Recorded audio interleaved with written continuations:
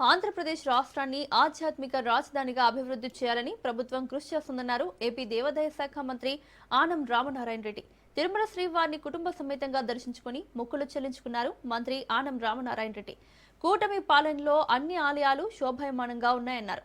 రాష్ట్రంలో వైకుంఠ పర్వదినం వైభవంగా జరిగాయని, హిందువుల మనోభావాలకు అనుగుణంగా సంక్రాంతిని పండుగ వాతావరణంలో విజయవంతంగా జరిపామన్నారు. అరసవిల్లి సూర్యనారాయణ దేవాలయంలో జరిగే రథసప్తమి వేడుకలకు మంత్రి అచ్చెన్నాయుడు, కేంద్ర మంత్రి రామ్మోహన్ నాయుడు పట్టు వస్త్రాలు సమర్పిస్తారని తెలిపారు.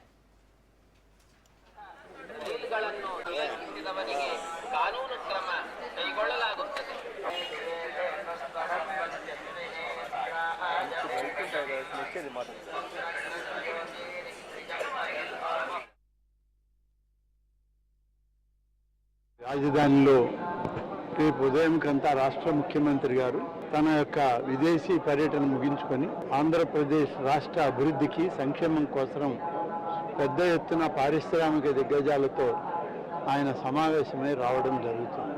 ఈరోజు ఆంధ్రప్రదేశ్ రాష్ట్రంలో అనేక విధాలుగా అన్ని ఆలయాలు కూడా శోభాయమానంగా ఉన్నాయి.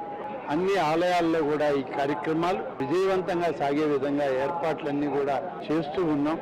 మీరందరూ గమనించారు, వైకుంఠ ఏకాదశి పర్వదినం ఎంత వైభవంగా మన రాష్ట్రంలో జరిగిందో, అదేవిధంగా సంక్రాంతి పండుగ వాతావరణం కూడా మన హిందూ ధర్మ ఆచారాల ప్రకారం సంక్రాంతి పండుగను కూడా చాలా విజయవంతంగా హిందువుల యొక్క మనోభావాలకి దగ్గరగా ఉండే విధంగా అన్ని ఏర్పాట్లు చేసి పండుగ వాతావరణాన్ని కూడా తీసుకురావడం జరిగింది. ఇవాళ రాష్ట్రంలో, దేశంలో ఉన్నటువంటి అనేక మంది తెలుగు వాళ్ళకి ఆంధ్రప్రదేశ్ రాష్ట్రం ఒక ఆధ్యాత్మిక రాష్ట్రంగా, ఒక స్పిరిచువల్ సెంటర్గా అభివృద్ధి చెందాలన్న లక్ష్యంతో మన ముఖ్యమంత్రి శ్రీ చంద్రబాబు నాయుడు గారు కానీ, అలాగే రాష్ట్ర ప్రభుత్వం కానీ నిరంతరం కృషి చేస్తుంది. దానికి తగ్గట్టుగానే అన్ని ఏర్పాట్లు చేస్తుంది.